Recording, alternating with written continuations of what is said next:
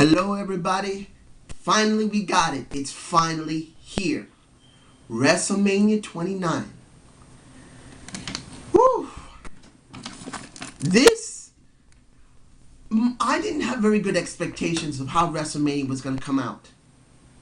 There were several matches I really did want to see, but I wasn't sure if this WrestleMania was going to be good. The way they've been building this WrestleMania really didn't fill me with a lot of confidence. And to be honest, a lot of my feelings were justified. This was not a very good WrestleMania. There were some great things in it. I'm not going to say no. Please, don't think I don't think this WrestleMania had some great matches and some great things done in it. But if we're going to be truthful here, didn't feel right. Opening of this entire thing, that really made me feel very upset. After seeing the pre-show to the end of the entire WrestleMania, you got in the pre-show 1 hour and 26 minutes of filler. And how long was the IC match? 5 minutes. 5 fucking minutes. To two guys that deserved better. I'll talk about that match in a second. But two guys who deserve better. More than that, you have a U.S. champion in Antonio Vazzato that deserved better than this. He could have been on that show. You could have had Tenzai and Brodus Clay on that show. You could have had the Rhodes Scholars on that show. You could have the Funkadactyls on that show. With their own separate matches, mind you. The Funkadactyls against the Bella Twins. They could have had their own match. It could have been 5 minutes.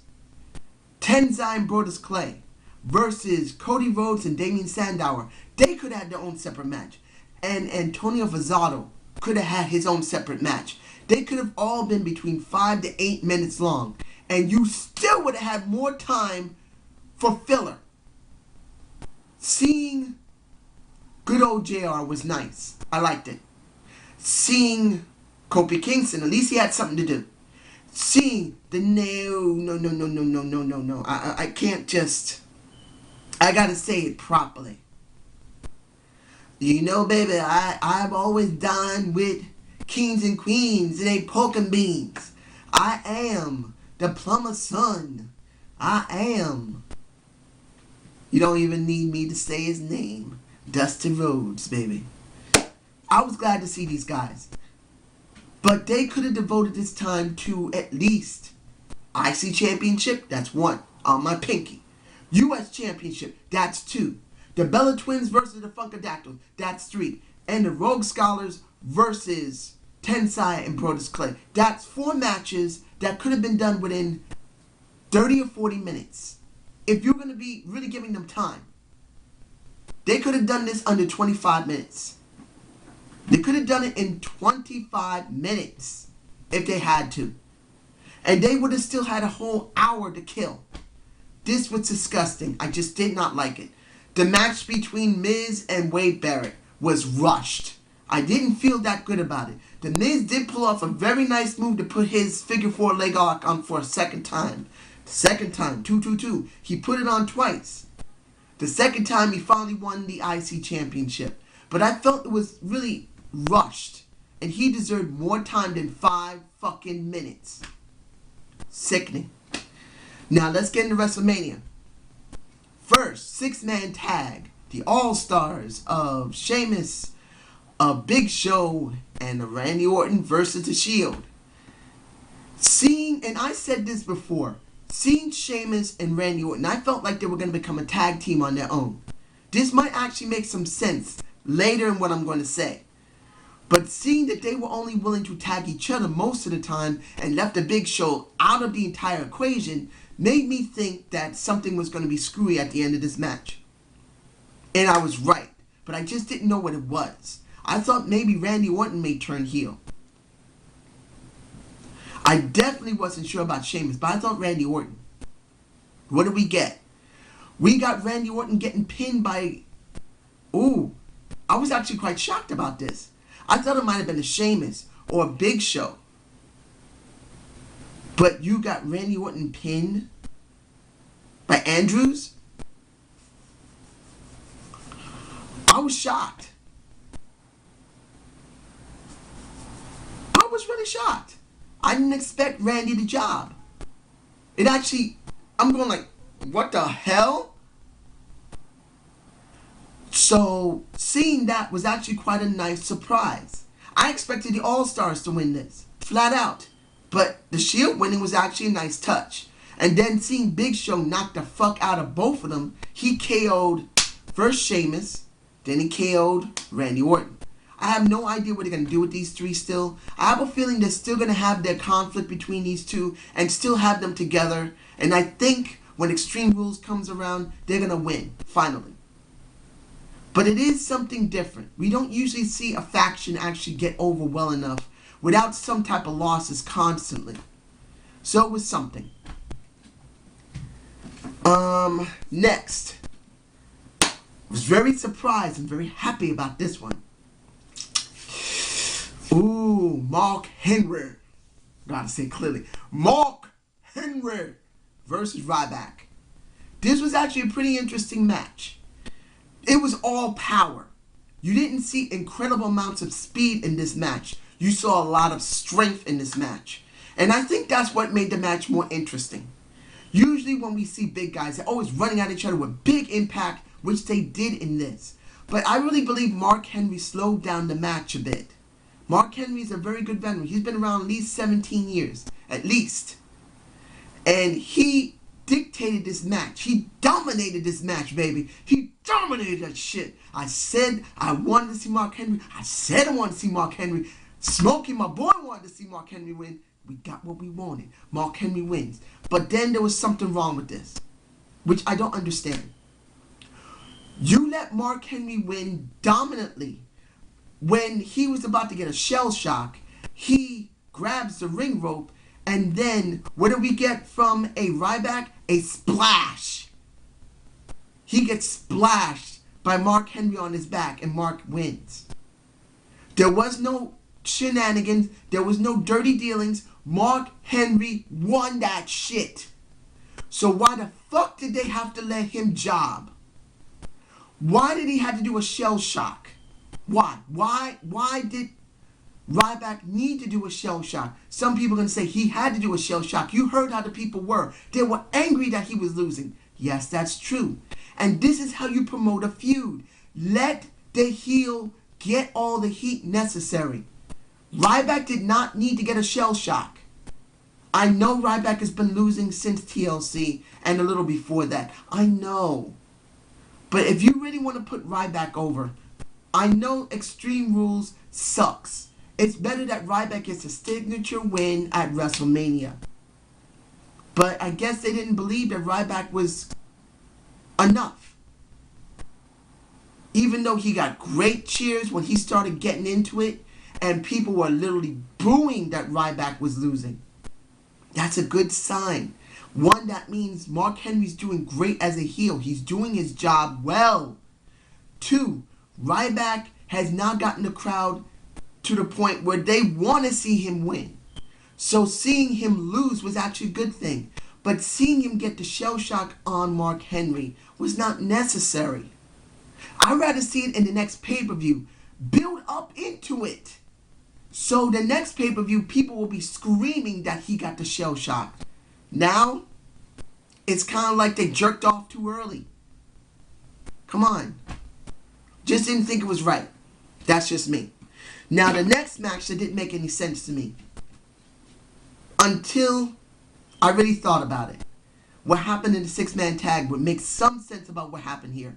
Hell No versus Dolph and Biggie. Match wasn't that bad. Biggie did represent himself pretty well. And what did we get at the end? We got a huge choke slam on Dolph. He looked like he almost got his head knocked off by Kane. And they won. Now, I was thinking halfway through WrestleMania, why the fuck did they let them win? They're not doing anything. Look, Dr. Shelby's not used anymore. You don't see them doing funny stuff now, particularly what was going on with the CM Punk and basically Undertaker segments. you basically have Kane turning dark and big evil again. And I didn't get it until nearing the end of WrestleMania did it finally start hitting me. You know what? While I was looking at the promo segments, I will talk about that in a second. But you know what? What happened if they're trying to get our two boys from the All-Stars, the Sheamus and the Orton, together so they would win the titles? I said they would probably be a team, and the way they were acting in the six-man tag, there was no Big Show involved. As far as they were concerned, there was no Big Show. They didn't need it. So this could be for them to go into Extreme Rules going after the titles or something after that. I'm hoping, because if they don't do anything with this, it will be totally ridiculous to keep Hell No as champions. They're not doing anything. They're not funny anymore. There's no Dr. Shelby. Keeping the titles on them doesn't really make the tag team division great. It sucks. So the next match on my list of top 10 of WrestleMania 29 is Fandango versus Chris Jericho. It was an interesting opening, seeing 9 ballroom dancers dancing their asses around, looking good. They really are pushing Johnny Curtis. I felt when this was coming out, I still wanted Chris to win. And when Chris came out with his music, he sounded great. Now, not taking away from anything that happened with Fandango in the very beginning with those women. And I have my thoughts about how he acts in a second. But seeing Chris come down, I really felt that Chris was going to win this. That's what I really wanted. I wanted to see a Chris Jericho signature win on a WrestleMania. Yeah, it meant to bury a up-and-coming Fandango, but it doesn't mean the feud would be over. They would still keep the feud going because he was insulted. Now, the match itself.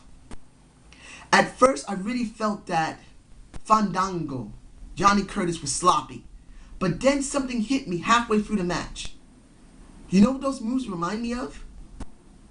They remind me of a Nature Boy Buddy Rogers. Now, I've never really saw much of Nature Boy Buddy Rogers except what's been put on YouTube.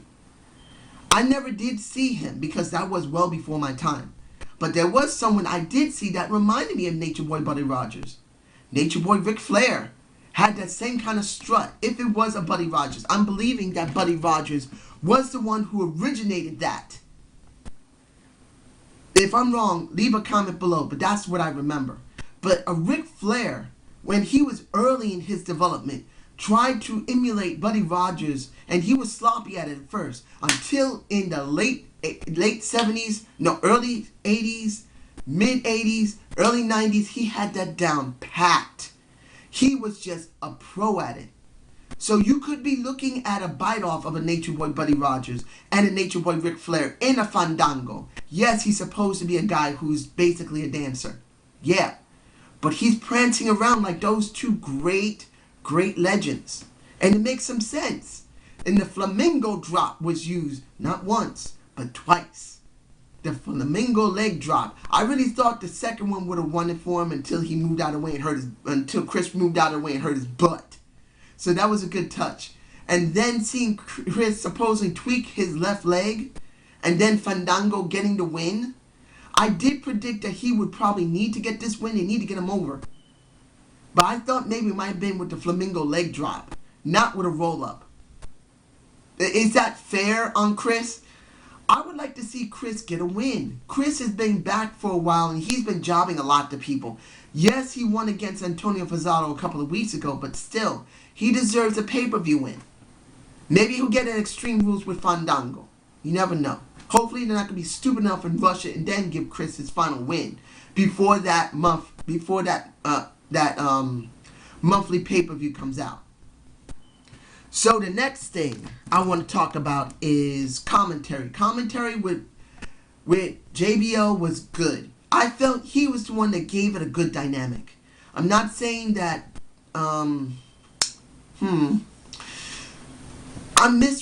disregarding Michael Cole. He's there to give information. And the King is there to give his good guy color commentary. But the one who gave a more better dynamic was JBL. I wouldn't be surprised to see that one day a JBL takes the place of a King Jerry Lawler. Really. I love Jerry. I do. But if Jerry ever decided to retire as a commentator, the person that would take his place would be JBL. That's my perspective. And then JBL would move from SmackDown to Raw and stay there. And then it would be Cole. And maybe it might not be Cole. Maybe we might actually get Matt Striker and a Josh Matthews. I wouldn't mind seeing if they can get something and pull it off. But that's how I felt about it. And then I wish to say about pre-tapes.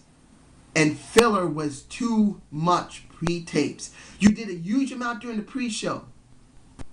Like I said earlier, you didn't need to have the pre-show covered in filler. You could have used that to put some matches in.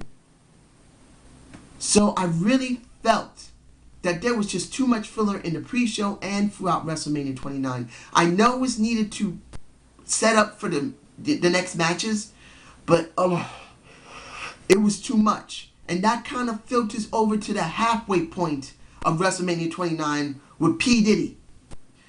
And I was actually quite surprised. P. Diddy did a pretty decent rap. Now, I felt, look, I've always said I haven't really always said, I'm sorry. I'm more of a guy who likes house music, trance music. I do like funk. I do like jazz. Sometimes I like rap. And in some videos I've done in Zane's Other View, I've started listening to K-pop on and off. And I've heard P. Diddy. I liked P. Diddy at one point. Not a lot, but I did like some of the raps he used to do. But I felt that P. Diddy didn't feel like the mega rap superstar like he used to. Since he's more of a businessman, I just had the feeling of a businessman trying to do rap. That doesn't mean he did a bad rap. No. But to me personally, I just didn't feel like P. Diddy is a big rap star anymore. He's more of a business mogul than he is a rap star, kind of like Ice-T was. Ice-T's now basically doing shows and Law and Order. He really doesn't do rap much anymore. So that kind of feels like that for me with P. Diddy. It wasn't bad, but it just felt like that. Now, mix this up a little bit. I'm going to be talking about the Triple H and Brock Lesnar match. I'm not doing these totally in order. Now, that was a good match, but it wasn't the match of the night. I'm sure you guys know which one it is. But the match that this was actually good. Seeing HBK there and then giving a super kick to a Paul Heyman was nice. And Paul was doing a pretty good job with Brock. Brock and Triple H really didn't do a lot of stuff outside. I mean, far away from the ring. Excuse me. I'm still a little sick, ladies and gentlemen. Excuse me. They didn't really stay much away from the ring. They didn't. It was some good work, particularly that the German suplex onto the table and the table collapsing was a good touch by Brock. Seeing Brock almost break his neck almost because of a flip he did wasn't bad either, falling out of the ring. I mean, this wasn't a bad match. But there was one thing that really bugged me. And this is the key of it. Like I said earlier in many of my reviews before this WrestleMania, I just didn't believe that Brock was going to win this. I didn't. I didn't believe that Triple H was going to lose and then have to retire. And in the end, Triple H won. He won by hitting Brock's head into the steps and then finally getting the win. Even though he put the Kimura lock on him 3 times, which is actually very good. I enjoyed seeing Brock having to fight out of the Kimura. But in this case, I just didn't believe he was going to lose anyway. But it doesn't mean it took away anything from the match. I did enjoy quite a lot. Now, the match that I felt just wasn't sold properly was the ADR and the Trucker, who I call Jack Swagger. The build up to this wasn't bad. The match itself was good. It wasn't great, but it was good. But here's the problem. Jack Swagger is not one of the greatest wrestlers there is. He's not. He doesn't sell things very well. But it doesn't mean he didn't sell things properly. He did a pretty good job in this match. But the person I felt that didn't sell this match properly, didn't sell it at all properly, was ADR. A lot of the injuries he was supposed to exhibit, he didn't have. He started acting like a Cena, where he didn't even look like he was injured. He just felt sloppy when it came to selling the injuries, like when he got 3 ankle locks locked on him, but he never even acted like he was hurt or limping. He didn't act like it. Don't get me wrong, the trucker didn't do that well either, but I felt he sold the match better than an ADR did. I just didn't buy ADR being actually hurt. I didn't. You got 3 ankle locks on you. 3. And you don't limp once? Not until you win the belt back. Win the belt. No, not win the belt. You win the match. You hold the belt over. And then you start playing a little bit that your ankle hurts. And I know some people say, oh, that's adrenaline. Come on. You got to understand this situation. You need to sell what your guy's giving you. If you don't like Jack at all, and one of the things I think the reason why Jack didn't win the match is because he did screw up what happened smoking weed in his car. And I think that might have been the actual reason he didn't win the belt. Because I think the way they were structuring him, he was supposed to win it. But because he got arrested and now he's on probation, I think he's on probation, but before he's not probation, before he has his court appearance. Sorry about that. Before he has the court appearance to find out about what type of probation he's going to have, he basically really messed himself up. He made himself look bad to the WWE. So it's obvious if he was going to get that title, he lost that option.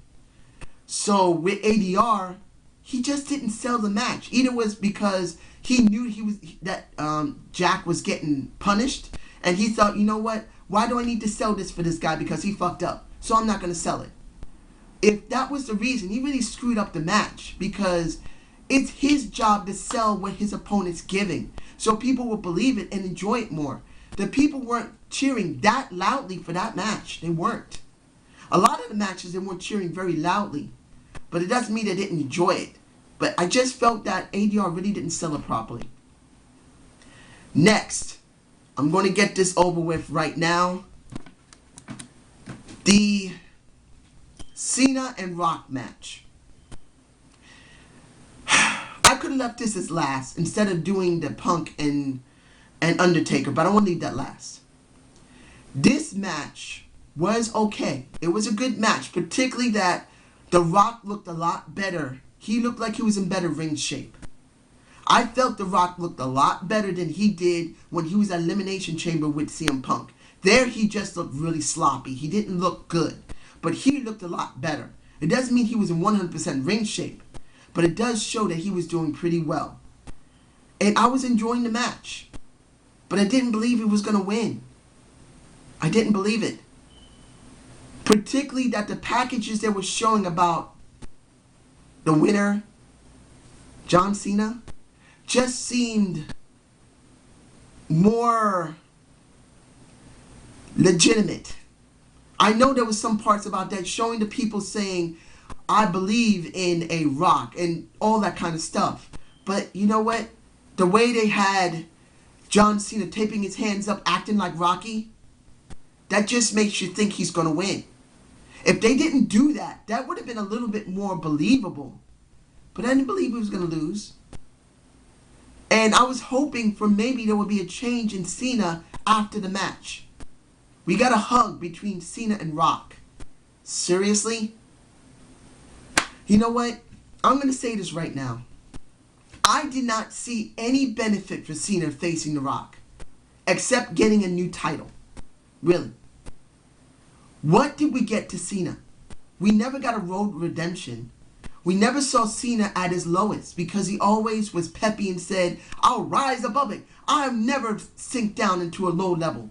We never got that, even when it was to the AJ segment. Saying that AJ wasn't my woman and he felt upset. But it never showed him at his lowest low. He always kept bouncing back. He never even bounced back because he never fell down. So I never believed it. So what did Cena really get here? Well, he got a new belt that The Rock introduced. Because I believe that the WWE didn't believe that John Cena was strong enough to bring in a new belt. That's how I feel it. I feel that The Rock was the only one that could bring in a new belt. That John Cena didn't have enough star power, didn't have enough cred to bring a new belt in. And now what are we going to get when we get Monday Night Raw? Same old Cena. A new belt with a hollow character. He's empty. The same thing. That's how I feel. Finally, the match I really want to talk about. The match of the night. I'm sorry, ladies and gentlemen. If you think that Brock and Triple H was the match of the night, it was a good match. If you believe Fandango and Chris Jericho was a good match, it wasn't a bad match. If you believe ADR and the Trucker Jack Swagger was a good match, that's your opinion. Excuse me. Leave your comment below what match you really felt was the best match of the night. But for me personally, the Undertaker and CM Punk match was the best damn match of the night. That match was so good, I could not tell who was going to win this match. The way they did the video packages for both Punk and Taker was good.